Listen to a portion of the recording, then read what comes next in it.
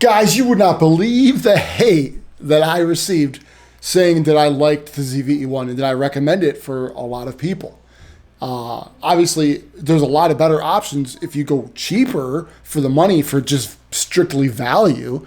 But as far as specs go, I personally like using the ZV-E1. But man, oh man, the minute I mentioned that this was a good camera, and I preferred it. I even had the A7 IV and sold it, and I went through that. You can check it out in my last video. But man, I got a lot of hate. I'm telling you what, like, people are emotional about this kind of stuff. Hey, I got no problem. You want an A7C2? That's a great camera too. It's a beautiful camera. I had an A7 IV. I basically had that sensor. It works great. I had no problems. But the ZV-E1, I mean, I like it. I like the weight. I like the size. I love the picture quality that comes out of that. I prefer it over what came out of the A7 IV. I just put this on S-Cinetone, and this is what it looks like, straight out of camera. And I just like what it looks like. Now, you probably didn't even know it, but this is shooting on 1080 right now. You probably thought this was 4K. Bet you couldn't even tell. This is 1080 on the ZV-E1, which has really good, it's 4K sample down to 1080. So it's really good 1080. Not that I'm saying I would shoot it in all the time, but I just wanted to give you guys an example of the quality of this camera. It looks amazing. You're talking about a camera sensor that is in the FX3, and that is like a $3,500 camera. All right. Yeah, there's trade-offs. There is an overheating issue for some people, but it's way overblown, people. Like, it really is. Most people are going to shoot 15, 20 minute, half hour, 45 minutes. It's not going to overheat. And I'm not saying it doesn't have an overheating issue for some people. Of course it does, depending on your use case. If you need it for professional work, right, and you need 2 card slots, and you need to run it 3-4 hours or whatever, so a very long time in a row, you need something that you absolutely know will not overheat, then you're going to buy something that won't overheat, or with a fan that comes with a built-in fan. That's just the way you're going to do it, or you should do it if you're professional. But for the everyday person who, puts the temperature on high and uses it here and there, it works great, but it's not a perfect camera. Yeah, I got my Canon R8, love that camera. Everyone said that overheated, blah, blah, when it first came out, blah, blah. Look at the reviews on it. Look at the reviews, right? It's almost 5 stars, like 4.8, 4.9 stars. It's a good camera. I love that camera. My ZV-E10, it's a great camera. Some people say, oh, but this and that. Everyone can nitpick a camera. No, there's no perfect camera, all right? And I'm not saying the ZV-10 is even close to perfect, and it is overpriced. I would not pay $200 for it. I wouldn't. But that's just me. But how does 1080 look? I bet you on YouTube, you could, if you're looking on a tablet or a smartphone, anything smaller than a tablet, you are not going to be able to tell. Now, if I crop in 200%, 300%, 400%, you'd probably be able to tell. But I'm going to switch this over into 4K right now, and you can see if you even see a difference, right? But this is the 1080 out of the ZV-E1. And if you run a 1080, that's even less of a chance of this thing overheating on you. But honestly, I have never had it overheat on me, just saying. Obviously, if I did run it for long periods of time with no fan or anything, then it would, I'm sure. But I don't do that. Half-hour clips, I don't have to worry about it. But let me kick this over to 4K so you can see what 4K looks like versus the 1080. All right, guys, now I'm in 4K. Now, 4K on this is awesome. It's amazing. 12 megapixels. Oh, I always thought, one of the reasons I didn't want it is because I thought 12 megapixels is not enough. A7 IV, I'm like 33 megapixels, baby. But you know what people do? They buy these ultra sharp lenses and want as much megapixels as they can. And then what they do, they put black mist and filters and filters on top of their lens to dumb down the sharpening and make it more cinematic. This kind of all has that built in. Yeah, you can't crop 400%. You'll start losing quality faster than you will on like A7 IV. But ease of use, I don't use filters or nothing because the lower megapixels, it takes away a little bit of the sharpness, but it looks more cinematic. I mean, you be the judge. How does this look? I mean, I use the A7 IV, love the ZV-E10. There's sometimes a little sharp and you got to dumb down the sharpness. It's like people want to pay the most they can for the sharpest lens, and then what do? They dumb it down and put mist filters and stuff on it anyway. You know, I'm just saying, you know, I'm not saying there's anything wrong with that. This is your hobby. This is what you do. You have fun with it. You do, you know, it's your professional work or whatever. Awesome. Have fun. I'm just saying, for me, for my use case, this camera works great. I'm not hating on any of the other cameras. They all serve their own purpose for their own, you know, whoever's using them for whatever purpose. Good deal. Yeah, I got no problem with that. But for me, this camera is amazing. It really is. It is overpriced. Okay, I will say that again. I wouldn't pay more than, I paid like 18 something for it. That's about it. That's as high as I'd go. I'm just a cheapie kind of when it comes to cameras. I don't feel like spending over, you know, when I bit the bullet when I bought the A7 IV for $2,500, and I was like, ugh. But I sold that and got this, and I'm liking it. You know, I really, for me, it works. Okay, that's what I'm saying. I'm not hating on your cameras. I love the ZV-10 still. I have it. I love the Canon R8. I still have it. I had the Nikons. I had the A7 IV. I had other cameras. Of all the cameras I've owned, though, I like this one the best. That's my personal feelings. And if you look at Mark's from Mark Camera Crisis, he uses the ZV-E1 now too. Just saying. You know, he likes it over all the cameras, and he's played with all the other Sony cameras too, even the A7C II. It's not a bad camera, okay? It's a good camera. It has less of a chance of overheating, which is fine. But for me, this works great.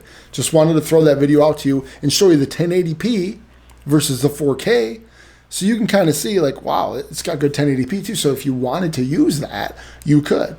But I don't believe in paying for a 4K camera and using 1080p, but there's nothing wrong with it. And it's still, you know, 10-bit, and you also get the 120 in 1080, which is really good on this, and the 124K, and you also even get the 240 and the slow and quick mode on this if you need slow motion. If you don't, if you just want to use a YouTube full frame camera, you can get the A7C1 and get amazing video quality out of it. Buy it used for $1,100. Save yourself $1,000 right off the bat, and you're good to go. I mean, if that's what you want, that's fine. I just like the features of this and the touch screen, and for me, I like it. For you, maybe it won't work as good for you, but you know, I'm a kind of a camera nerd. I like playing with gear. But anyway, long story short, 1080p versus 4K. All right, guys, here we go. Side by side, we have 1080p. We also have 4K. Which one is which? Is the left 4K? Is the left 1080? Is the right 1080? Is the right 4K? You let me know. Take a look at it. Now, this camera, I guess I mentioned, is 4K downsampled to 1080p. So it looks pretty good. All right, so we're going to have the reveal here and let you know which one is which. But can you tell? Get a good look. Take a guess. See if you can tell.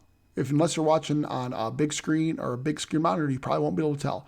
The 4K is on the right. That's the 4K. Now, I don't know how it's going to look on YouTube according to what you have, but that's what it is. 1080 on the left, 4K on the right.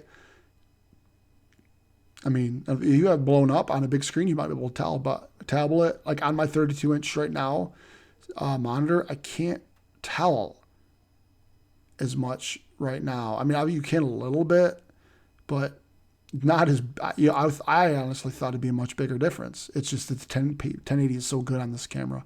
But all right, well, we're going to go ahead and we're going to crop in now, and we're going to see what the crop looks like when we crop in like 300%. All right, guys, here we are, cropped in that beautiful face of mine, huh? That's kind of ugly. But hey, all in the name of science here, nerd science, geek science. There it is, guys, we're cropped in here. Look at my eyeballs. Can you tell on the screen you're looking at? I mean, after YouTube algorithms do their magic, looking at that beautiful mug. Now, see, that guy is not cropping in 300%. I do not want you to see me that close and personal. I apologize for the emotional scarring I've caused by this, but there it is. All right. Let's get out of here and let's go to another test and have some fun.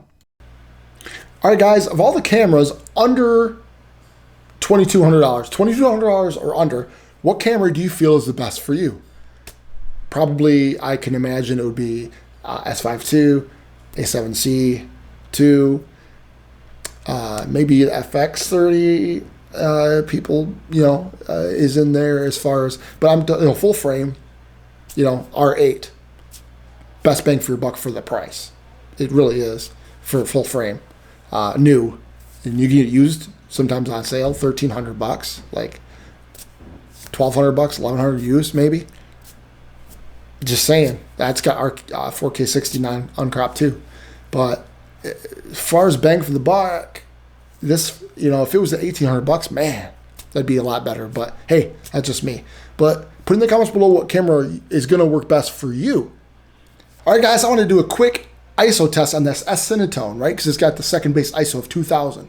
So I want to see if the grain, the noise in the back can be seen.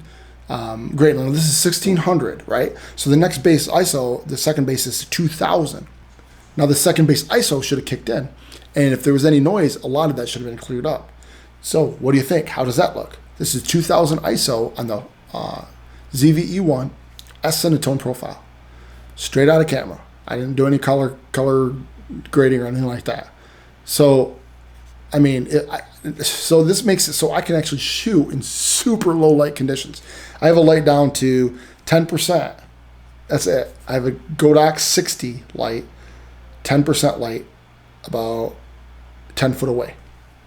It's all the light I got in here. That's it. Want me to prove it? Let me kick it down to 100 ISO. There you go. That's how much light I have in here. This is what you see. This is what your eyes would see, me, like kind of dark, right? I'm surprised that autofocus is still working. How's that for a test, right? Okay, kicking it up. Kicking up the ISOs, guys. Kicking up the ISO, so 1250, so that don't look too bad. 1600 now. 2000 right now should clear up even more, right? Now, I showed you how dark it is in here. Now you're seeing the Godox light, and that's it, 10%. So how does this look? I mean, is that usable? I mean, even for YouTube, if I just want a little light, kind of trying to keep the lights down in the house or whatever, kids are sleeping, whatever, and you just want to operate in low light. S-Log's got 12,800 ISO, second base. Try that one out for size. Boom. That's really dark, but for S-Cinetone, I love the way it looks. It's just straight out of camera. But anyway, there you go. This is 2000 ISO. How's that look? Is this usable? All right, guys, this is 12,800 ISO. I just raised up my aperture just to look at 12,800 ISO on the S-Cinetone, just to see what it looked like. It's not really meant for that, but, just thought I'd kick it up to 12,800. Can't imagine you using any more than that. I mean, if I drop my aperture down, like this is a 1.8 lens, 85 1.8 Sony. Like, look at this. This is ridiculous. This is, 1.8 at 12,800 ISO.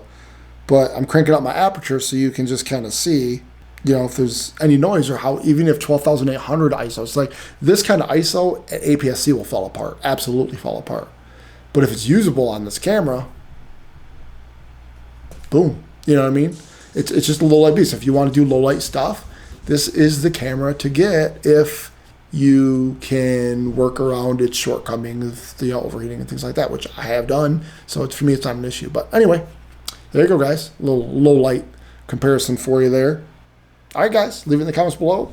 Like, subscribe if there's something you want to see, some comparisons. I'm thinking about doing this ZV-E1 with R8 and 1080p and showing those. And doing some low light stuff again, going back to that and seeing what I can muster. But this is straight out of the camera, S-Cinetone on the ZV-E1, guys. We'll catch you later. Hope you have a great day. Bye-bye.